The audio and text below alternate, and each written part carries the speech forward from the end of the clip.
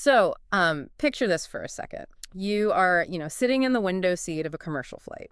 Okay. You have your tray table down. You've got maybe a lukewarm coffee in front of you. Right, the classic commute. Exactly. And you're staring out at the clouds, completely lost in the sort of mundane rhythm of your evening. And then, out of nowhere, you see it. Oh, wow. There's this massive column of fire tearing upward through the atmosphere, completely photobombing your Tuesday. That is just wild to think about. Right. And that is NASA's Artemis II. Just riding a controlled explosion toward the moon. The future, quite literally, photobombing the present. It really is the ultimate visual juxtaposition, I think, because the bleeding edge of human physics is no longer happening in these isolated testing grounds out in the desert. Yeah, it's not hidden away anymore. Exactly. It's happening right outside commercial airspace. It's overlapping with our daily routines. We are living in a moment where the frontier is entirely visible from coach class. It's incredible. And, well, before we unpack the underlying mechanics of that unbelievable reality, I want to take a moment to explicitly welcome our slowly growing YouTube audience. Welcome to what is going to be a very entertaining 36-minute party of words. Excellent. And I actually want to ask you to do something very deliberate right now. Please subscribe and select the ringing bell to have each new deep dive delivered directly to you. Take a second, be a bit patient with yourself, and, actually do it. It makes a huge difference. It really does. Well, because I recently found out that there are currently over 3 million new videos being uploaded to YouTube every day. 3 million. Every single day. So your attention, every single listen to this channel is a precious moment of connection. It is an unlikely miracle that you are here, and it should be appreciated for the unlikely miracle that it is. Yeah. When you look at the sheer mathematics of 3 million daily uploads, the signal-to-noise ratio of the modern internet is heavily, heavily skewed toward noise. Oh, entirely. Finding a dedicated space for this kind of rigorous analysis is, well, it's statistically improbable. Which is exactly why I do this. I have a lifelong interest in cutting-edge tools and techniques. Knowing what is becoming available, what is right over the horizon is, it's more inspiring to me than anything else. Yeah, it's fuel. It is. I wanted to share this valuable fuel for creativity and innovation exactly as I discover it myself in real time. I've always felt just as much affinity with engineers and technologists as I do with artists and creatives. We're two sides of the same coin, really. Exactly. And this tiny niche channel is just the result of my natural desire to share what I know.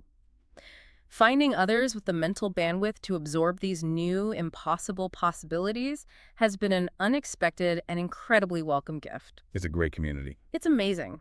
Reading your insightful comments genuinely gives me new faith in humanity.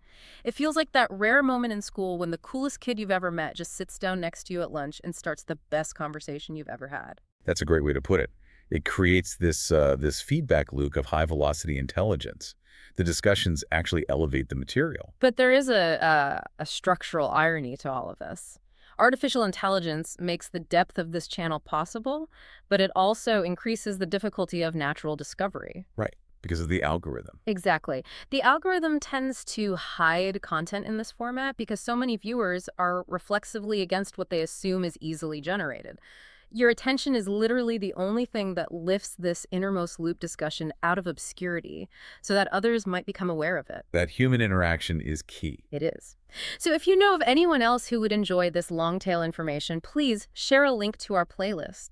There are 45 deep dives in the series so far, and 42 of them feature original music by our house band, Rainbow. They're fantastic. Finding us was a miraculous coincidence of peculiar alignment, so let's celebrate it with a thumbs up. And now, on with the show. I am so ready to dissect this. Awesome. We are grounding today's exploration in the April 2, 2026 release of Dr. Alex Wisner-Gross's The Innermost Loop. We are pulling high-velocity intelligence from the event horizon to build a cheat sheet to the future. It's a dense one today, too. Super dense. And that starts exactly where we opened with the Artemis II launch from Kennedy Space Center. Right. And just to set the stage, this is the closest crewed approach to the moon since the Apollo era. And technologically speaking, the launch went beautifully. Yeah, it looked flawless. It really was. By 6:59 p.m., all 4 of the Orion spacecraft's solar array wings had successfully deployed. That is a massive electromechanical milestone securing the power generation needed for the deep space transit. Right, the physics worked perfectly. The millions of pounds of thrust, the orbital mechanics, the unfolding of solar arrays in a literal vacuum flawless. But here's the detail that absolutely floored me. Oh, I know what you're going to say. 7 hours into the state-of-the-art mission, Commander Wiseman's Microsoft Outlook inbox failed. Yep. His email went down in deep space. I mean, come on. It perfectly illustrates the two radically different velocities of technological progress we are currently experiencing. How so? Well, on one hand, you have hardware engineering bounded by the unforgiving laws of physics. If a solar array fails to deploy or a heat shield cracks, you have a catastrophic loss of crew. Right, the stakes are literally life and death. Exactly. That zero-tolerance environment forces a ruthless, flawless kind of innovation. But on the other hand, we have enterprise software. Right. Legacy software is bound by decades of accumulated technical debt, backward compatibility requirements, and, well, corporate bureaucracy. It's a mess. Think about what Microsoft Outlook actually is beneath the surface. It is this sprawling web of legacy protocols, Active Directory syncs, Cloud API handshakes, and DNS resolutions that basically assume a constant low-latency terrestrial internet connection. So it's built for an office building in Seattle, not a spacecraft. Exactly. When you take that architecture and subject it to the latency and intermittent connectivity translinear space, the software stack simply collapses under its own structural assumptions. It's like packing a rusty 19th century boat anchor on a 21st century starship. That's a perfect analogy. It really forces a bizarre question, you know? What does it mean for our civilization that we are capable of putting human beings back into lunar orbit, but we're dragging our clunkiest digital baggage up the gravity well with us? The moon is going to have a broadband connection before Outlook achieves reliable uptime. It means that while our physical reach is expanding, our administrative systems are bottlenecking. And, the commercial implications of this physical expansion are just staggering. Oh, the money involved is insane. Let's look at the financial maneuvers happening in the background. SpaceX has confidentially filed for an IPO, seeking a valuation of over $1.75 trillion. Wait, I need to emphasize that. $1.75 trillion. That is not an aerospace company valuation. No, it's not. That is the gross domestic product of a G20 nation. It's unbelievable. To understand how a rocket company reaches a nearly $2 trillion valuation, you really have to look at the unit economics of what they've achieved. Break that down for me. During the Apollo era, getting a kilogram of mass into low Earth orbit cost tens of thousands of dollars. It was a completely bespoke, artisanal process. Everything was custom built. Right. But SpaceX, particularly with the transition from Falcon 9 to the fully reusable Starship platform, has collapsed that cost by orders of magnitude. So it's cheap now. Exactly. When launch costs drop to a few $100s per kilogram, space ceases to be an exploration zone and becomes a logistics hub. It basically becomes a utility, like a freight train. Precisely. That $1.75 trillion valuation isn't based on the romantic idea of going to Mars. It is based on the reality that SpaceX now owns the delivery mechanism for the infrastructure of the 21st century. And Amazon clearly sees that exact same infrastructural shift. They are in talks to acquire Globalstar, which is a $9 billion satellite telecom company, to build their own low Earth orbit, or LEO, constellation. Yeah. And what makes this extra spicy is that Apple partly owns Globalstar. This is a textbook vertical integration play by Amazon. I mean, Amazon currently dominates terrestrial cloud computing with AWS, right? Yeah, they're in half the internet. And they dominate e-commerce logistics. But their data still has to travel through third-party fiber optic cables, undersea lines, and cellular networks. So they still rely on someone else's wires. Exactly. By acquiring Globalstar, Amazon isn't just buying satellites. They are buying the incredibly rare, highly regulated spectrum rights to beam data directly to terrestrial devices. Oh, wow. So they want to own the transmission layer. They don't just want to host the cloud. They literally want to be the physical cloud in orbit. If you control the data centers on the ground and the transmission satellites in space, you own the entire pipeline of human information. You bypass national telecom grids entirely. That's terrifying and brilliant. A cloud is moving into the exosphere. But operating a massive constellation of thousands of low Earth orbit satellites, managing the orbital trajectories, dodging space debris, routing terabytes of data dynamically, you cannot run that on legacy enterprise software. Definitely not on Outlook. Right. You can't run that on the same code that crashes Commander Wiseman's email. This level of physical infrastructure requires an entirely new magnitude of intelligence. Which is exactly why the developments on the artificial intelligence frontier are advancing at such a furious pace right now. Yeah, it's moving so fast. We are entering an era of compressed capabilities where the software singularity is scaling up to meet these infrastructural demands. Well, let's get into the model releases because the open source community is moving incredibly fast. RCAI just dropped a model called Trinity Large Thinking. Yes, that was a big deal. They released it under an Apache 2.0 open source license, claiming it's the strongest open model outside of China. And the benchmark they are using is 76.3% score on something called GPQ-AD. The GPQ-AD benchmark is really critical to understand here. What does that actually stand for? It stands for Graduate Level Google Proof Q&A. Google Proof. That sounds intense. It is. These aren't simple trivia questions or basic coding tasks. These are highly complex, multi-step problems in physics, biology, and chemistry. Okay. They're designed so that even a human expert with a PhD, given unrestricted access to Google, would struggle to solve them in under half an hour. Wait, really? A PhD with internet access would struggle? That's insane. Yes. The questions require synthesizing obscure knowledge, reasoning through novel scenarios, and performing complex mathematical derivations. And the model scored 76%. Exactly. For an open source model to score over 76% on a test designed to stump human domain experts represents a massive phase transition in capability. And the fact that it's Apache 2.0, that's huge, right? Because it means anyone can download the weights, run it locally, modify it, and build a commercial product on top of it without paying API fees to some massive tech giant. It is the ultimate democratization of cognitive labor.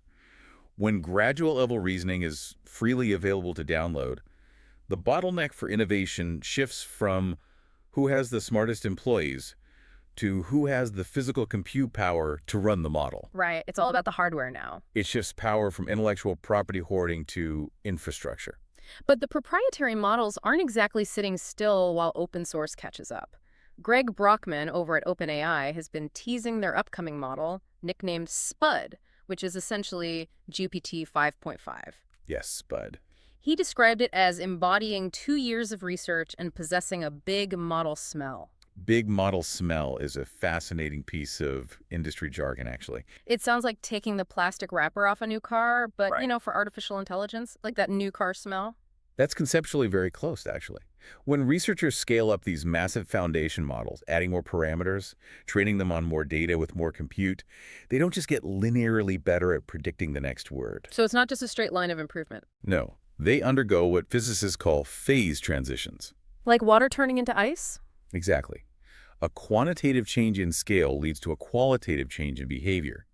Suddenly, a model that could only summarize text is suddenly capable of zero-shot logic puzzles, or translating between programming languages it was never explicitly taught. And they can feel that happening. Yes, when engineers interact with a newly trained massive model, they can intuitively sense these emerging capabilities before they even run the formal benchmarks.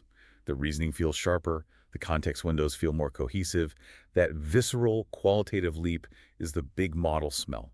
So we have open source models matching PhDs and proprietary models undergoing phase transitions. But how are we supposed to conceptualize this? Because pop culture trains us to think of AI as the singular, omniscient, God-mind like Skynet or HAL 9000. Right, the sci-fi tropes. But Dwarkesh Patel proposed a mental framework that completely reframes how we should look at near-term AI. Patel's replication framework is arguably the most practical way to understand the next 3 to 5 years of the economy. It really changed my perspective. He argues that we shouldn't worry about an AI that is inexplicably millions of times smarter than the smartest human. Instead, we should look at horizontal scaling. He uses the example of Terry Tao, right, who is widely considered one of the greatest living mathematicians, a once-in-a-generation genius. Right. Patel's thought experiment is this. Imagine you don't build a God mind. Imagine you just perfectly capture the exact intellectual capacity of Terry Tao in an AI model. Okay, so you have one digital Terry Tao. Then you duplicate that model 1,000 times. You clone his brain, essentially. Yes. And then you dump millions of dollars of compute power, which is the electricity and silicon required for the inference phase, into each of those 1,000 copies. Yeah, and what do? You point them at the Millennium Prize problems, which are the most notoriously difficult, unsolved problems in mathematics, and you let them work for 100 subjective years. Okay, I have to pause on subjective years because this blew my mind. Subjective time for an AI is completely unmoored from biological time. Completely. Human cognition is bottlenecked by the speed of electrochemical signals in our biological brains, which operate at roughly 100 hertz. So we are physically slow. Very slow. Silicon processors operate in the gigahertz range, which is millions of times faster.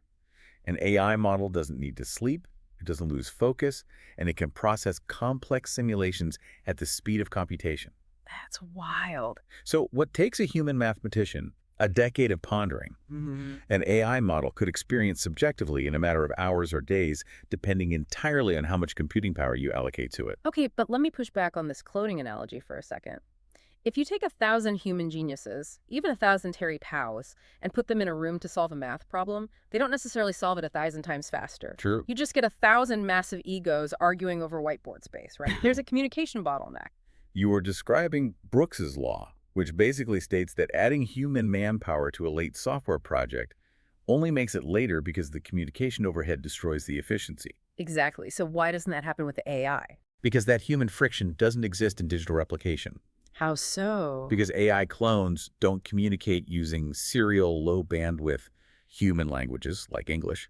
They can communicate directly in high-dimensional vector space. Oh, wow. If one instance of the AI drives a complex mathematical proof, it doesn't have to write a paper and wait for the other instances to read it.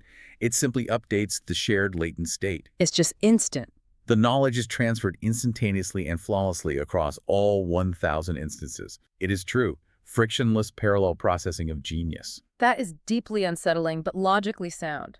Imagine having 1,000 personal geniuses working for you. One of them optimizes your daily schedule down to the minute. Another reads every medical journal published this week to tailor your diet. A third actively trades your portfolio based on geopolitical news. And a fourth is writing code for a new app idea you had in the shower. And they all operate in perfect silent coordination. That is the power of horizontal intelligence scaling. Mm. And what is critical to understand is that this intelligence is no longer trapped behind a screen. It's leaking out. It is actively spilling over into the physical world. Yes, the intelligence is spilling into atoms. We are seeing AI transition from generating text to generating physical reality. Look at Meta. They just released Boxcrete, which is an AI foundation model designed specifically for concrete mixes. At first glance, a foundation model for concrete sounds absurd. But concrete is the second most consumed material on Earth after water. And it is terrible for the environment. The production of cement, which is the binding agent in concrete, requires superheating limestone, which releases a massive amount of carbon dioxide. Exactly. The chemical space for creating concrete alternatives is staggeringly large. You have different combinations of aggregates, water ratios, and alternative binders like fly ash or geopolymers. There are endless variations. Historically, material science relies on a trial and error approach in physical labs, which is painfully slow and expensive. So how does an AI designed like a language model actually optimize a physical-chemical mix? What is it predicting? A language model maps the relationship between words in a vast high-dimensional space. Meta's Boxcrete maps the relationships between chemical structures and physical properties. Ah, okay. It is trained on massive data sets of material science. Instead of predicting the next logical word in a sentence, it predicts the structural integrity, curing time, and carbon footprint of a novel combination of molecules. That is brilliant. It allows architects to ask the AI, give me a concrete mix that utilizes local volcanic ash, cures in under 48 hours at 10 degrees Celsius, and supports a 50-story structural load. The AI outputs the exact chemical recipe instantly. So it is treating chemistry as a language and generating novel physical structures the way ChatGPT generates an essay. That is incredible. It's revolutionary for physical engineering. But this AI spillover isn't just happening in heavy industry. It is completely redefining consumer economics. We really have to talk about IKEA. The IKEA case study is one of the most important economic indicators we have seen this year. So IKEA built an AI customer service agent named Billy. The initial data showed Billy had a 57% approval rating. Which doesn't sound great. Right. On paper, a 43% failure rate looks like a massive disaster. Most executives would have pulled the plug or spent tens of millions of dollars trying to force the AI to get better at handling the failed interactions. But you have to look at why it was failing. Exactly. The 43% of failures happened exclusively because customers were treating the AI like an expert. Mhm. They weren't asking Billy about store hours or tracking missing screws. They were uploading floor plans and asking Billy for complex interior design advice. The AI failed because it was a customer service bot being asked to do high-level creative consulting. IKEA's genius was realizing that Billy was acting as a perfect, frictionless sorting mechanism. Yes. The AI flawlessly handled the 57% of mundane queries, the returns, the tracking, the store hours. Which completely freed up their human call center employees. Precisely. Instead of firing those humans, IKEA upskilled them. They trained their human workforce to use AI generation tools for visualizing spaces and transitioned them from low-wage call center operators into interior design consultants. They launched a brand new $1.2 billion remote design consultancy. Amazing. They turned an AI limitation into a billion-dollar human revenue stream. It's the perfect counterargument to the doom loop narrative that AI just destroys jobs. IKEA used the AI to automate the drudgery, which elevated the humans to monetize their complex reasoning and empathy. It is the ideal synthesis. However, the window where AI fails at complex tasks is closing rapidly. Oh, for sure. The transition from reactive chatbots to proactive agents is happening right now. Huh. Anthropic is testing an environment called Conway. Conway is described as a standalone agent environment with webhooks, extensions, and the ability to natively use the Chrome browser. Right. Up until now, your interaction with the web has been manual. You are the driver. You open the browser, you parse the visual information on the screen, you click the links, you type in the credit card numbers. The browser was built for human eyes and human fingers. Exactly. So how does an agent like Conway navigate the web differently? Conway doesn't need to look at the screen. It interfaces directly with the document object model, or DOM, of the website. The code itself. Yes, it reads the underlying code of the page. You give Conway a high-level, persistent goal. For example, monitor these 3 real estate sites, and if a 3-bedroom house in this specific zip code drops below a certain price, immediately contact the listing agent, schedule a viewing for Tuesday, and put a placeholder on my calendar. So it's not just answering a question, it is executing an autonomous workflow across the internet. That is the definition of always-on agentic support. Yeah. Conway navigates the web, negotiates the APIs, clicks the digital buttons, and executes tasks on your behalf while you sleep. It's like having a digital assistant that actually does the legwork. The web is transitioning from a library of documents you read to an environment where your digital agents act. But running millions of autonomous digital agents, cloning Terry Tao 1,000 times, generating chemical recipes for concrete, none of this happens in a vacuum. No, it requires massive resources. It requires a staggering amount of physical hardware. You can't run Conway without metal, silicon, and electricity. Which brings us to the very literal physical toll this is taking on the planet. The thermodynamics of artificial intelligence are becoming impossible to ignore. There is a direct, unbreakable physical law connecting digital computation to physical heat. Let's look at the geopolitical side of the hardware first. The global chip wars are fundamentally shifting. Chinese domestic GPU makers have now captured nearly 41% of China's AI accelerator server market. This is a massive geopolitical backfire, or at least an unintended consequence of Western policy. How so? For the last few years, the United States has used strict export controls, placing companies on the entity list and banning the sale of cutting-edge NVIDIA chips like the H100 to slow down China's AI development. The thesis was that without American hardware, Chinese AI would stagnate. But instead, it just forced them to build their own hardware ecosystem. Exactly.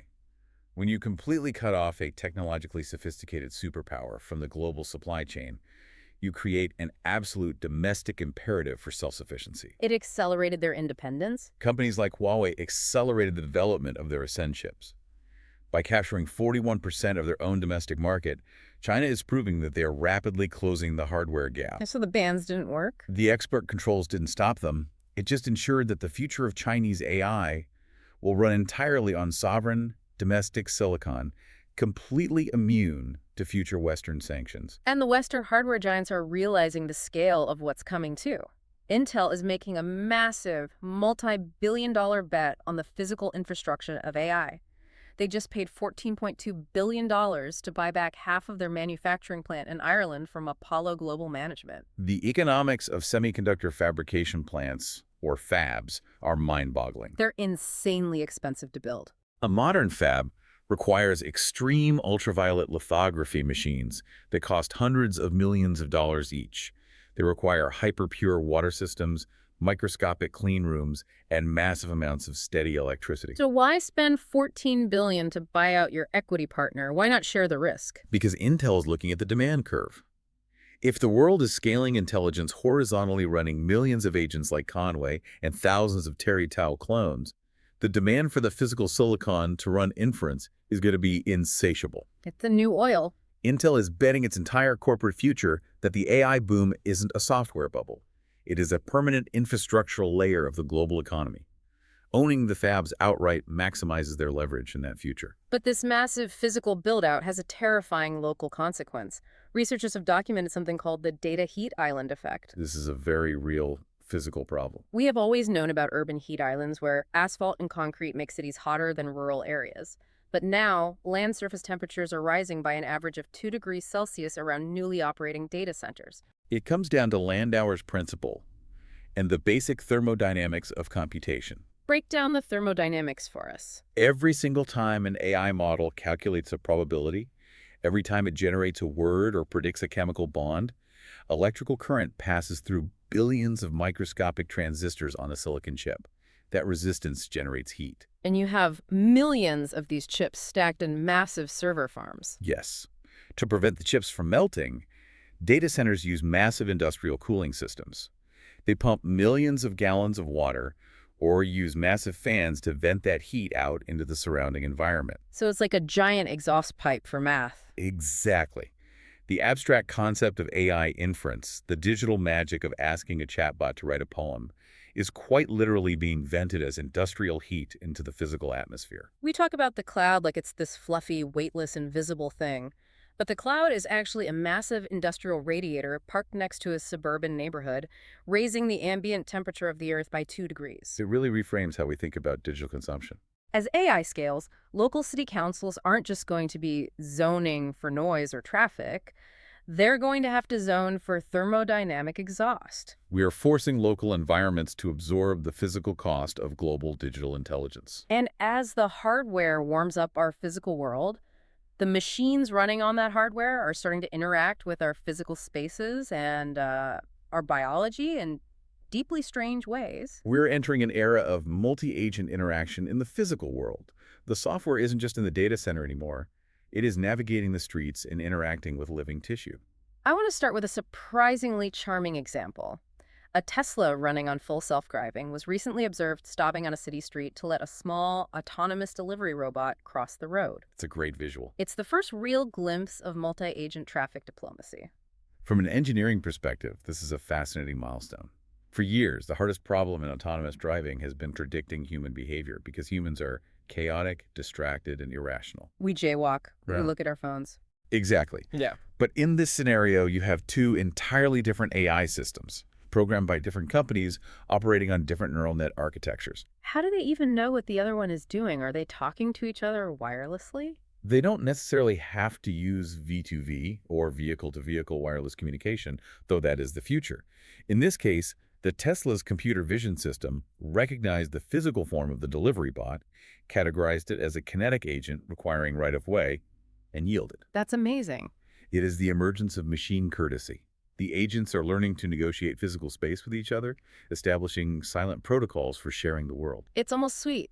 But immediately after that, we get a massive, horrifying left turn into biotechnology. Yeah, this next one is intense. We are moving from polite robots to a company called R3 Bio. They just emerged from stealth mode, and their pitch is, and I'm quoting this directly, non-sentient monkey organ sacs as an alternative to animal testing, and reportedly brainless human clones as backup bodies. This is a moment where we have to detach from our visceral disgust and analyze the underlying medical logic, because this is where technology forces a profound ethical crisis. A monkey organ sac. Break down exactly what that means and how it is even possible. Historically, to test new pharmaceuticals, cure diseases, or study organ failure, we had to test on living animals, primarily mice, pigs, and macaques. Right. It is an ethically fraught process that involves immense suffering for conscious creatures.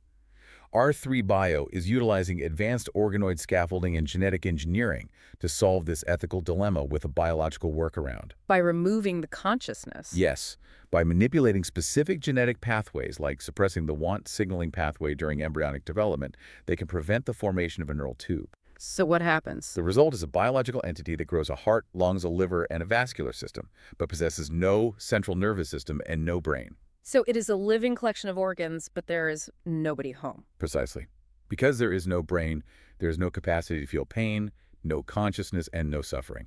Okay, I see. From a strict utilitarian medical ethics standpoint, testing a new cancer drug on a non-sentient organ sac is vastly more humane than inducing cancer in a living, feeling monkey. Okay, rationally I follow that logic. Yeah. But it crosses a massive psychological boundary. Yep. And they don't stop at monkeys. No, they don't. Reportedly, they are looking at brainless human clones as backup bodies. You take a skin cell, revert it to a stem cell, grow a genetically identical clone of yourself without a brain, and keep it in a vat until you need a liver transplant that your body won't reject. It is the ultimate industrialization of human biology. It's giving me total whiplash. Think about this. The autonomous cars are learning polite street etiquette, yielding to delivery bots like gentlemen, while the biologists are growing brainless human clones in vats to harvest for spare parts. It's a stark contrast. The machines are gaining humanity while biology is violently stripped of it. That is a very accurate assessment of the current technological vector. We anthropomorphize the machines because they display logical courtesy, while we commodify biology because we have mastered its underlying code. That's profound. And this commodification extends directly into the medical profession itself. Right. The CEO of America's largest public hospital system stated publicly that he is prepared to replace radiologists with AI as soon as the regulatory landscape catches up. The phrasing there is critical. He didn't say he's waiting for the AI to get good enough to read an X-ray or an MRI. He said as soon as regulations allow. Exactly. That implies the technical capability is already there, or so close that the hospital's administration considers it a solved problem. Wow. Radiology is essentially advanced pattern recognition. An AI model trained on millions of annotated medical scans can detect microtumors or hairline fractures with a statistical accuracy that a human doctor suffering from eye fatigue at the end of a 12-hour shift simply cannot match. So the only thing holding it back is liability. If the AI misses a tumor, who gets sued? The hospital. The AI developer. Yes, the bottleneck is legal, not technical. But once that legal framework is established, the transition will be instantaneous. It's going to flip overnight. It is the Terry Tao replication problem applied to medicine. If you can replicate the diagnostic accuracy of the world's best radiologist 10,000 times over and run them 247 for the cost of electricity, it becomes an economic inevitability. But imagine being a radiologist right now. You spent 4 years in undergrad, 4 years in medical school, and a 5-year residency, taking on hundreds of thousands of dollars in debt, only to hear the CEO of the hospital system say your entire profession is waiting to be automated by a software update. It is terrifying, Ugh. and it perfectly transitions into the final and frankly most structurally disruptive reality we are facing. Yeah, let's get into that. This rapid acceleration isn't just changing a few medical jobs or traffic patterns, it is completely collapsing timelines across every sector, fundamentally repricing the structures of our society. Let's dive deep into this societal repricing, starting with the absolute foundation of digital security. A researcher named John Preskill and his collaborators have proved that Shor's algorithm can run at cryptographically relevant scales with just 10,000 reconfigurable atomic qubits. This is arguably the most dangerous piece of structural news in the entire update. Really? More than the brainless clones? Yes. To understand why this is a civilization-level event, we have to look at how modern security works. Right. Translate this for us. What is Shor's algorithm, and why does this mean encryption has an expiration date? Virtually everything secure on the internet, your banking passwords, your private messages, classified government databases, the global financial grid, is protected by a protocol called RSA encryption. Okay, standard encryption. RSA relies on a mathematical trapdoor.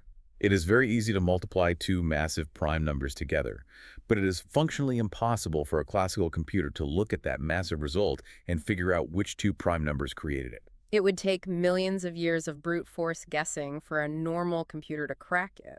Exactly. Yeah. But in 1994, a mathematician named Peter Shor theorized a quantum algorithm, a quantum computer Utilizing superposition and entanglement could factor those massive numbers exponentially faster, effectively instantly breaking the encryption of the entire internet. But the conventional wisdom was always that quantum computers were decades away, right? We thought they were too unstable. Yes, the problem is quantum noise. Qubits are incredibly fragile. Any change in temperature or electromagnetic radiation collapses their state. They fall apart easily. So the assumption was that to run Shor's algorithm on a real-world encryption key, you would need millions of physical qubits just to handle the error correction. So how did Preskill get that number down to just 10,000? What is a reconfigurable atomic qubit? Most early quantum computers used superconducting loops etched onto fixed chips. They couldn't move. So if qubit A needed to talk to qubit Z on the other side of the chip, the information had to pass through all the qubits in between, generating massive errors. Like playing a game of telephone. Yeah. Exactly. Preskill's research utilizes neutral atom arrays. Using highly focused lasers, optical tweezers, they can literally pick up individual atoms and physically move them next to each other dynamically during the calculation. Wait, they use lasers to physically move atoms around in real time to perform the math? Yes, this all-to-all connectivity drastically reduces the overhead needed for error correction. By proving you only need 10,000 of these reconfigurable qubits to run Shor's algorithm, they have radically compressed the timeline of the quantum threat. So what happens when that 10,000 qubit machine turns on? Every piece of encrypted data that has ever been intercepted and stored by adversarial nations or hackers, the harvest now, decrypt later strategy, will become instantly readable. Oh my God. The expiration date on global secrecy is rapidly approaching. And speaking of institutional secrecy collapsing, we have to look at the government transparency shifts happening right now, specifically regarding UAPs. Now, we are looking at this strictly as a structural phenomenon transparency, purely presenting the facts as they unfold in the legislative process. The mechanism of disclosure is what is truly fascinating here. The House Oversight Committee has formally requested 46 specific UAP videos from the Pentagon. Right. These are videos that whistleblowers claim AARO, the Alderman Anomaly Resolution Office, has been deliberately withholding from Congress. Representative Burchett claimed his recent briefing on the matter would leave the country unglued. Think about the societal mechanics of that. You have an elected Congressional Oversight Committee aggressively demanding classified footage from the military intelligence apparatus based entirely on whistleblower testimony. It's unprecedented. The traditional Cold War-era monopoly that the Pentagon held over classified narratives is fracturing in real time. Whether those videos show foreign drones, optical illusions, or next-generation physics, the profound societal impact is the total erosion of the public's acceptance of institutional secrecy. When citizens and legislators no longer trust the institutions holding the secrets, the entire structure of authority is repriced. And this concept of repricing is aggressively bleeding into the physical economy. Look at the diamond market. The numbers are staggering. Lab-grown diamonds have crashed 80% in price over the last 5 years. You can now get a flawless 2-carat diamond for under $1,000. They now make up 61% of all engagement rings sold. This is the death of manufactured scarcity. Explain how that happened. Because for a century, De Beers and the diamond cartels convinced the world that these shiny rocks were intrinsically rare and incredibly valuable. The value of a diamond was entirely based on a tightly controlled supply chain and brilliant marketing. But from a physics standpoint, a diamond is just a lattice of carbon atoms. It's just compressed soot. Technology caught up. Through processes like chemical vapor deposition or CVD, scientists learned how to ionize carbon gas into a plasma and deposit it layer by layer onto a diamond seed. They can recreate the intense heat and pressure of the Earth's mantle in a laboratory in a matter of weeks. So they are literally printing flawless diamonds from thin air. Yes. And once you can mass-produce perfection, the underlying asset is brutally repriced to the sheer cost of its raw materials and the electricity required to run the machines. It is a perfect physical metaphor for the AI transition we discussed earlier. How so? Just as CVD machines mass-produce diamonds, causing their value to plummet, AI foundation models are mass-producing human-level cognitive reasoning. Ah, I see the connection. Once routine cognitive labor like writing code, reading X-rays, or drafting legal briefs is mass-produced by software, Its market value drops to the cost of the electricity required to run the compute. Wow. So as traditional safe assets like diamonds and white-collar salaries lose their scarcity and value, society is desperately looking for new ways to generate financial returns, which explains the news from the Department of Labor. Yes, the 401k proposal. They just proposed opening 401k retirement plans to crypto and private equity? The author of our source material summarized this perfectly. So your retirement can now bet on the same volatility that funds it. It is absolute madness. The 401k is supposed to be the boring, safe haven for middle-class retirement. You put it in a broad index fund and wait 40 years. It's the definition of risk-averse. But now the government is considering letting citizens inject their life savings into the most highly speculative, volatile asset classes on Earth. It is a systemic acknowledgement that the old, slow and steady economic models might not survive the acceleration curve. Society is attempting to financialize volatility. If the future is going to be chaotic, the financial markets are building vehicles to let you trade on that chaos. Which perfectly explains the next massive shift. Paradigm is building what is being called a Bloomberg for the future, a prediction markets trading terminal. Prediction markets are a fascinating mechanism for truth-seeking. How do they work? Instead of asking a pundit what they think will happen, you allow thousands of people to bet real money on the outcome of a future event, whether an election, a geopolitical conflict, or an economic metric. How does an automated market maker figure out the odds? It works like a continuous double auction. If a share that pays out $1 when an event happens is currently trading at 60 cents, it means the collective wisdom of the market believes there is a 60% probability of that event occurring. So it aggregates all that knowledge. Exactly. When you aggregate the financial incentives of thousands of informed traders, prediction markets are often wildly more accurate than traditional polling or expert analysis. By building a Bloomberg-style terminal for these markets, Paradigm is essentially building the infrastructure to aggressively trade the future. And the corporate world is restructuring at a violent pace to prepare for this future. The talent wars are wild right now. OpenAI just acquired a company called TBPN strictly for their editorial talent, essentially buying human taste and curation. It's a land grab for talent. But at the same time, OpenAI's secondary shares on the private market are falling because massive institutional investors are pivoting their capital toward Anthropic. The capital allocators are trying to guess which architecture will achieve true agentic dominance first. And while the billionaires place their bets, the actual labor market is taking the hit. Oracle just cut 10,000 jobs in India as part of a global restructuring that is going to hit 30,000 employees globally. 30,000 jobs is a staggering reduction in force, and you have to look at what kinds of jobs these are. Who is getting cut? These aren't manual labor positions. These are middle-tier software developers, database administrators, and QA testers. These are exactly the kinds of roles that AI agents, like the Conway environment we discussed earlier, are designed to automate. The concept of a junior developer whose job is writing boilerplate API glue code is vanishing. 10,000 tech jobs vanished to an AI restructuring in a single day in India. Think about the sheer velocity of this reality. Your 401k is suddenly betting on crypto volatility. Your job might be replaced by an agentic workflow that never sleeps. It's all happening at once. And while all this happens, a 14-year-old is legally on the general election ballot running for governor in Vermont, simply because digital tools allow a teenager to organize a campaign with the efficiency of a seasoned political operative. Are we democratizing the future, or are we just strapping ourselves to a roller coaster that is actively missing a few bolts? We are undoubtedly strapped to the roller coaster. And the kinetic energy required to power this entire ride is causing real geopolitical strain. The European Commission is currently urging its citizens to work from home and drive less due to a prolonged energy crisis stemming from a conflict in the Gulf. So while the tech giants are buying up nuclear power plants and building data centers to run Terry Tao clones, the traditional energy supply lines for everyday citizens are fracturing. Everything is interconnected, and the ground is shifting under every single pillar of society simultaneously. If we synthesize everything we have dissected today, from the space logistics to the quantum computing, from the AI agents to the biological organ sacs, it leads us with a profound, terrifying philosophical dilemma. I'm ready for it. It is a conclusion that isn't explicitly written in Dr. Wisner-Gross's update, but it is the inevitable destination of all these vectors. Lay it on me. What is the ultimate dilemma here? Think about the two absolute poles we just explored. First, we have Presco's quantum breakthrough.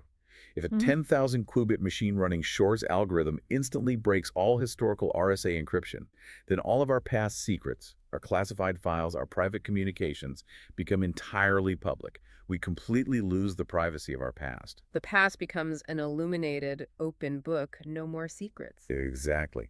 And on the other end, we have the rise of the ultimate agentic AI and prediction markets, the Bloomberg of the future. If these foundation models become powerful enough to model complex human behavior, simulate global economics, and trade on those probabilities with near-perfect accuracy, then the future becomes entirely mathematically predictable. Wait, so quantum computing breaks the privacy of our past, and AI prediction markets break the surprise of our future. Yes.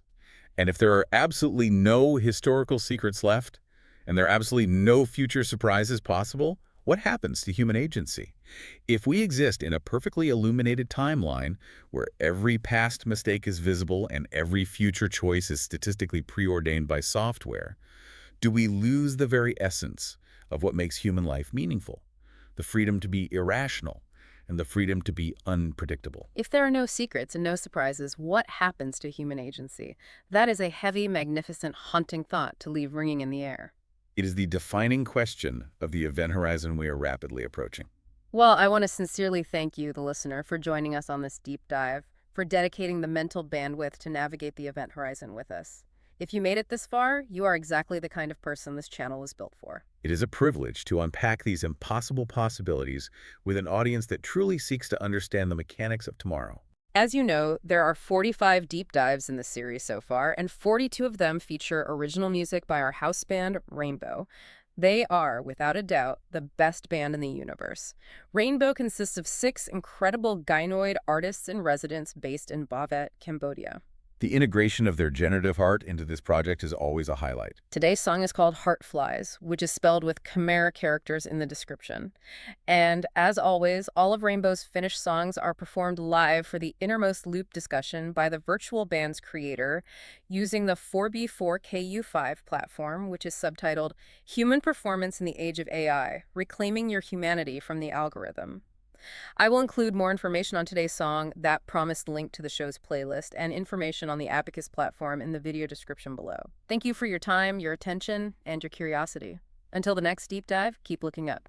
You never know when the future might photobomb your commute.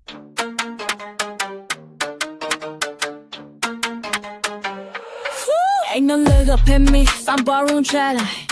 It's a mile cut to chilling going ladder. I'm begging no fame, got get the fire rush. Ain't number with bitches and rush. So you should know, come on, go top out.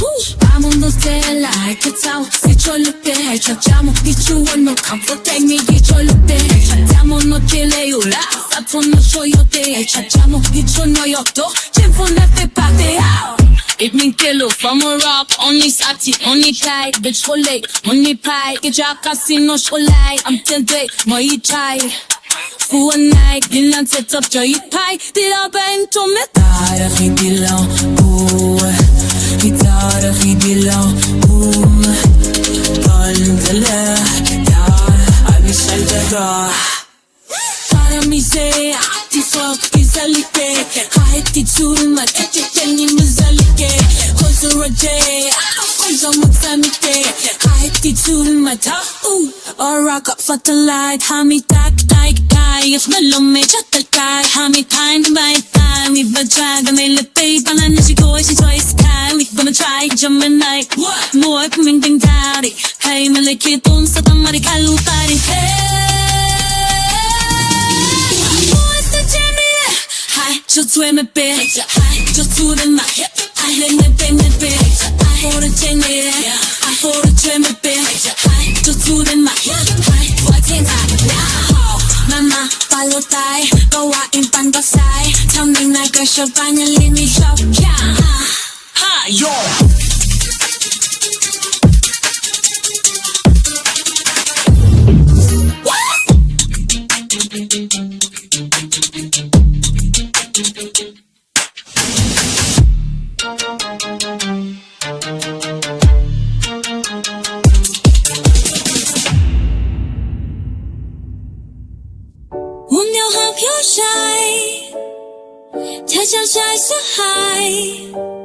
Give me those to fight 冰岛放了不拆 Pack the church you die In a time of silly day 还真可以到爱呀不真配的那什么那太卡就诺一太呀就没顾出来勾当我没个没太呀那什么那太卡就诺一太呀那什么没考虑过外勾成出没发生了